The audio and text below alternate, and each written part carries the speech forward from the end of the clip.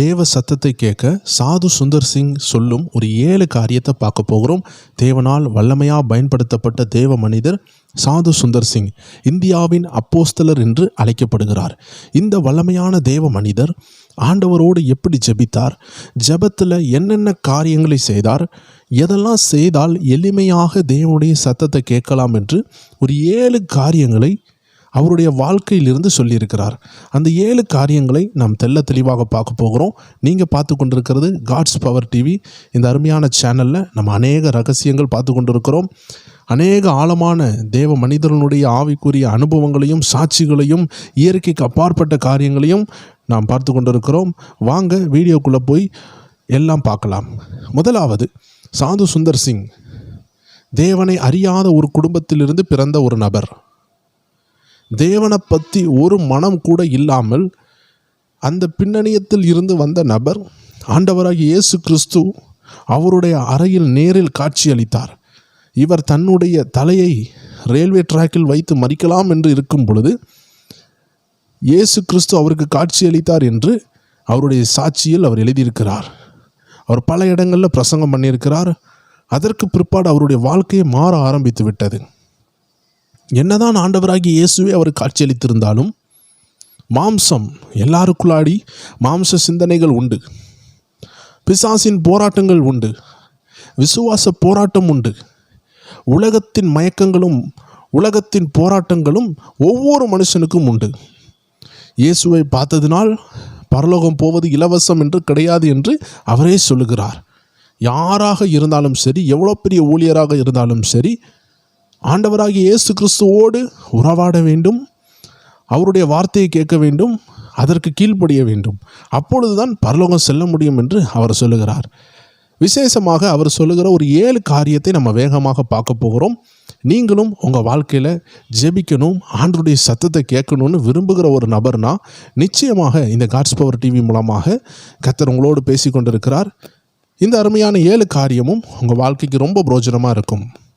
முதலாவது காரியம், தேவனை உண்மையாக தேட வேண்டும்.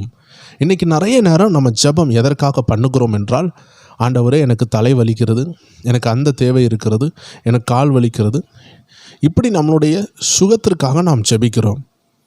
சுகத்திற்காக ஜெபிக்கிறது ஒரு தவறல்ல, நம்மளுடைய தேவைக்காக ஜெபிக்கிறதும் ஒரு தவறல்ல.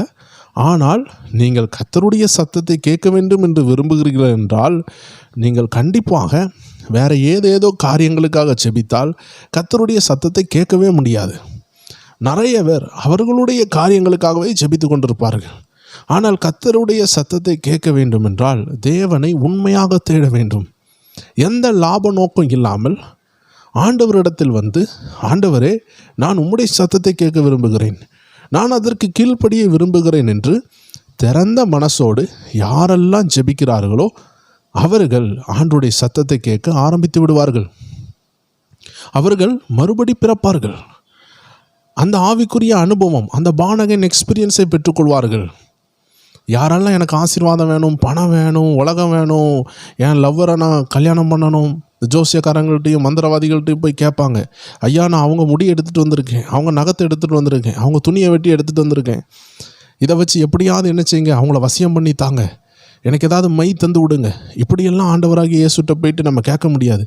நம்ம விரும்புகிறதையெல்லாம் இயேசுட்ட கேட்டால் சித்தமானதை தருவார், சித்தமில்லாததை தரமாட்டார், உங்களுக்கு ஆபத்தானதை தரமாட்டார். ஆனால் ஒரு உலகத்தில் உள்ள தீய சக்தி உள்ள மந்திரவாதிகள் நீங்கள் எதை செய்ய வேண்டும் என்று சொன்னாலும் காசு கொடுத்தால் அவங்க செய்ய தான் போகிறாங்க.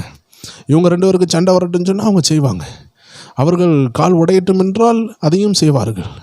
அந்த ஆள் மறிக்கட்டும் என்று சொன்னால் அதையும் செய்வார்கள். அவன் ஆக்சிடென்ட் ஆகட்டும் என்று சொன்னால் அதையும் செய்வார்கள். ஆனால் இயேசுவினிடத்தில் போயிட்டு நமக்கு இஷ்டமானதை எல்லாம் சொல்லும் பொழுது அவர் செய்ய மாட்டார். அதனால் ஜெபிக்கிறவர்கள் முதலாவது முழு மனதோடு ஆண்டவரை நேசித்து ஜெபித்தால் நீங்கள் ஆண்டவருடைய சத்தத்தை கேட்க ஆரம்பிப்பீர்கள். 2வது காரியம், உலக சத்தத்திலிருந்து விலகி தனிமையான நேரத்தை நாம் ஒதுக்க வேண்டும். டிஸ்டர்ப்ஸ், நிறைய தொந்தரவுகள் நமக்கு இருக்கிறது. நீங்கள் ஒரு நிமிஷம் உங்கள் வீட்டில் அமைதியாக இருந்து என்னென்ன சத்தம் உங்களுக்கு கேட்குறது என்று ஆராய்ச்சி பண்ணி பாருங்கள்.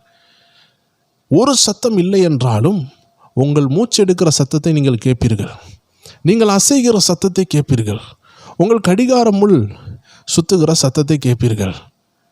இப்படி சின்ன சின்ன சத்தம், கொசுவனுடைய சத்தம், ஈச்சிகள் பறக்கிற சத்தம், வெளியே வண்டிகள் போகிற சத்தம், இப்படி பக்கத்து வீட்டில் உள்ள ஒரு நபருடைய சத்தம், காக்கா, குருவி, குயில், பறவைகள், பாத்திரங்கள் சத்தம், பல சத்தங்கள் நாம் கேட்டுக்கொண்டிருக்கிறோம். அதனால் நாம் தனிமையான ஒரு நேரத்தை உருவாக்க வேண்டும். எப்படி உருவாக்க முடியும்?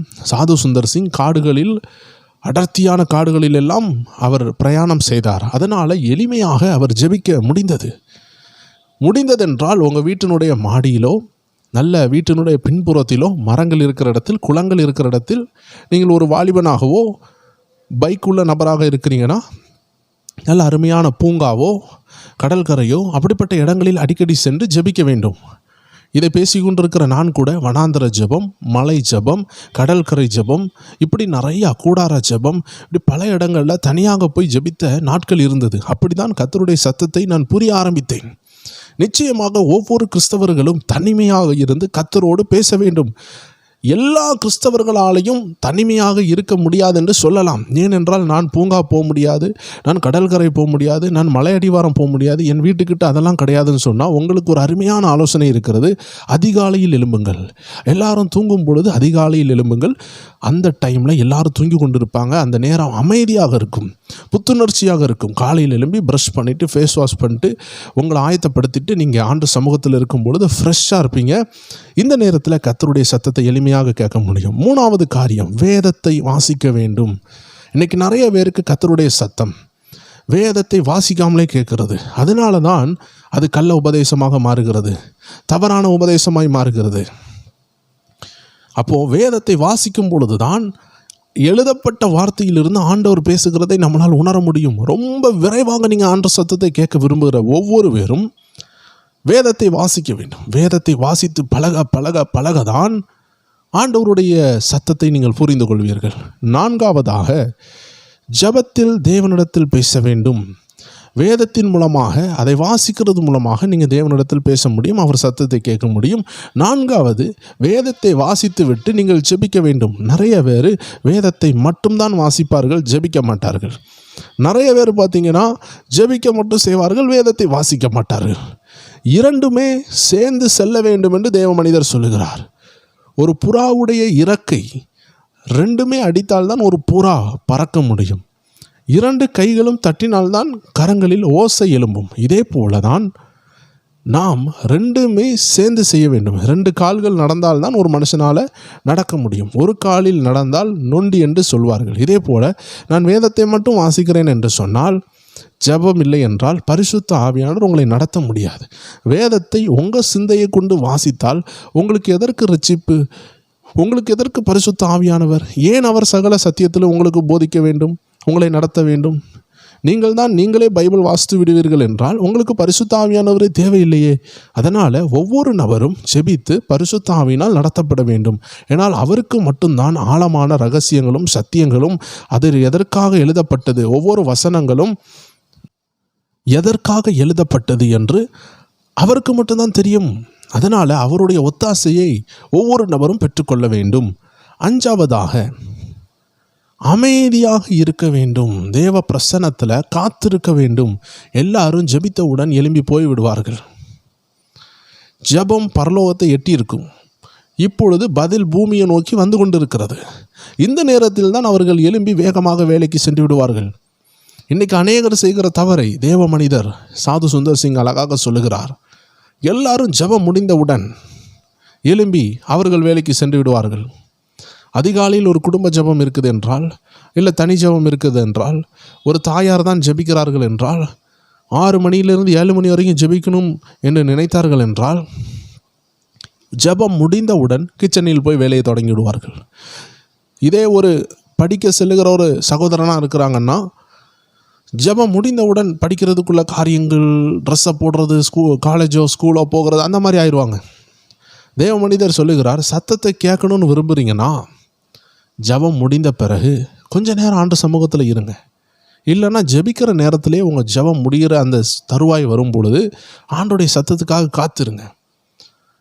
நீங்கள் உங்கள் மனசில் உள்ளதெல்லாம் சொல்லிட்டீங்க, இப்போ அப்படியே மெதுவாக தியானித்து கொண்டு காத்திருப்பீர்கள் என்றால் உங்கள் ஜெபம் மேலே போய் விட்டது.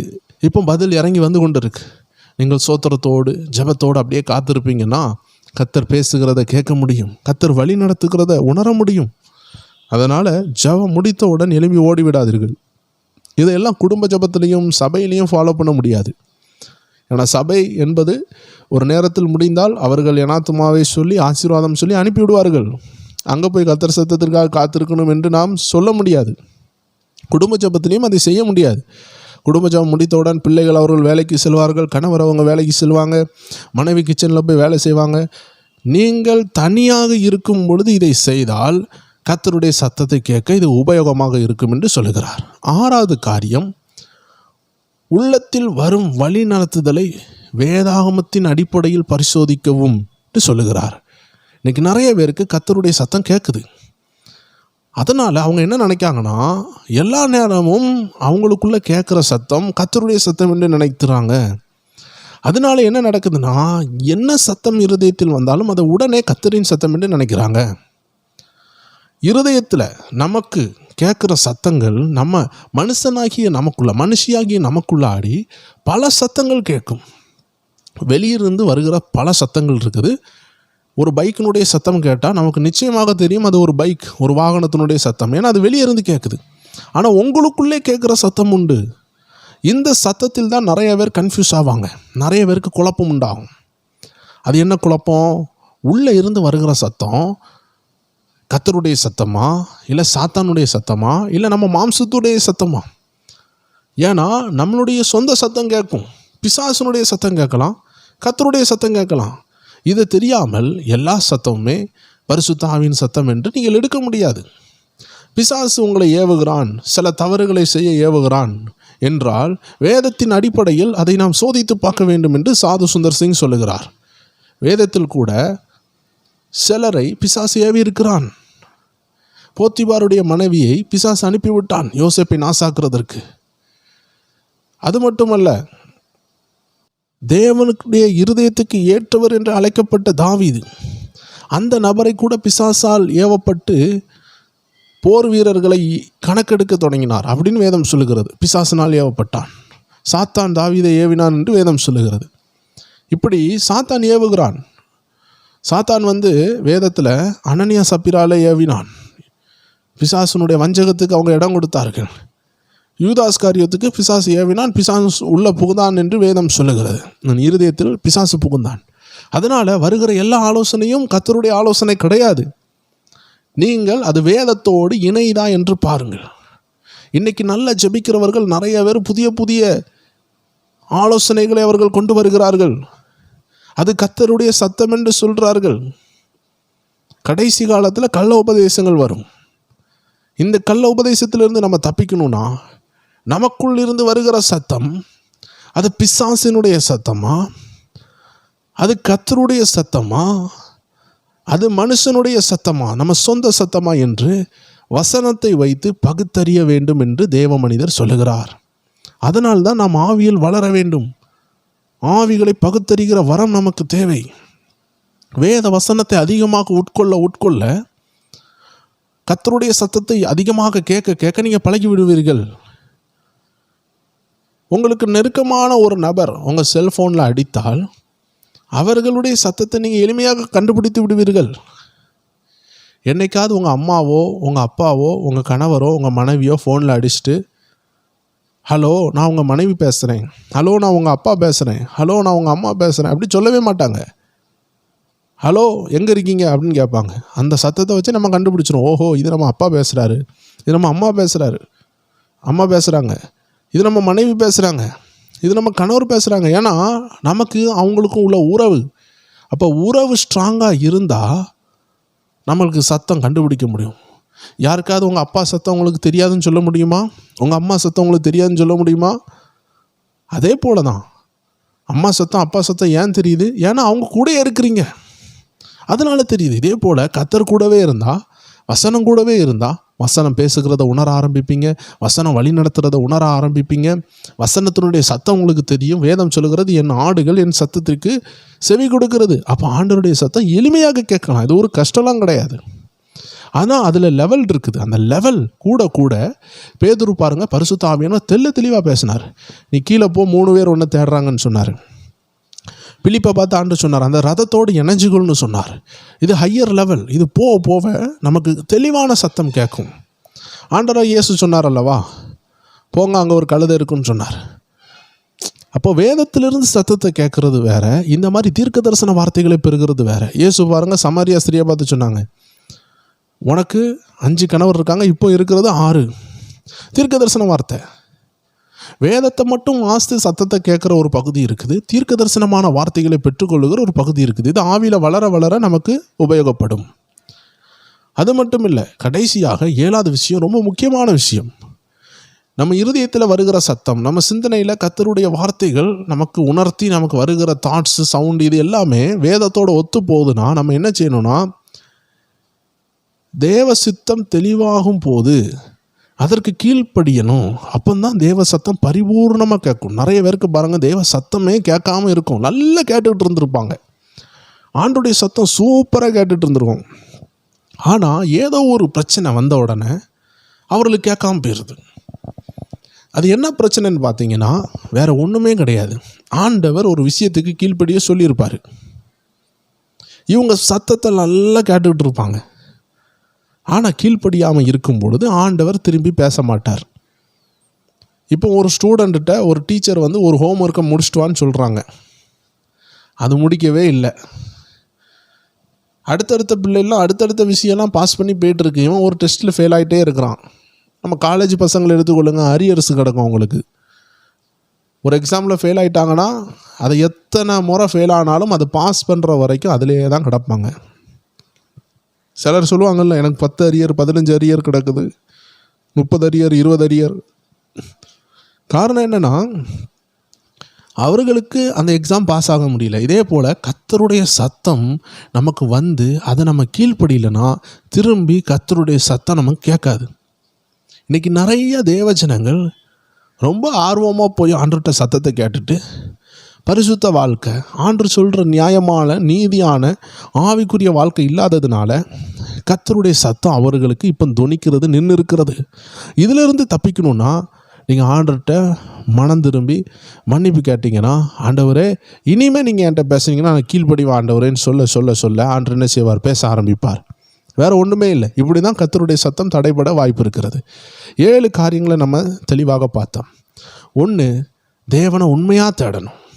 உண்மையாக தேடணும்னா எந்த லாப நோக்கம் இல்லாமல், எந்த பர்சனல் ஜெபத்திற்காகவும் மட்டும் அல்லாமல், ஆண்டவரை நேசித்து அவர் நமக்கு ரட்சிப்பு தந்ததை உணர்ந்து, நமக்காக சிலுவையில் அறையப்பட்டதை உணர்ந்து, அவ்வளோ அருமையான ஆண்டவருடைய வார்த்தையை நம்ம கேட்க வேண்டும் என்ற உணர்வோடு நம்ம அவர்கிட்ட போகும்பொழுது உண்மையாகவே அவருடைய சத்தத்தை கேட்க ஆரம்பிப்போம்.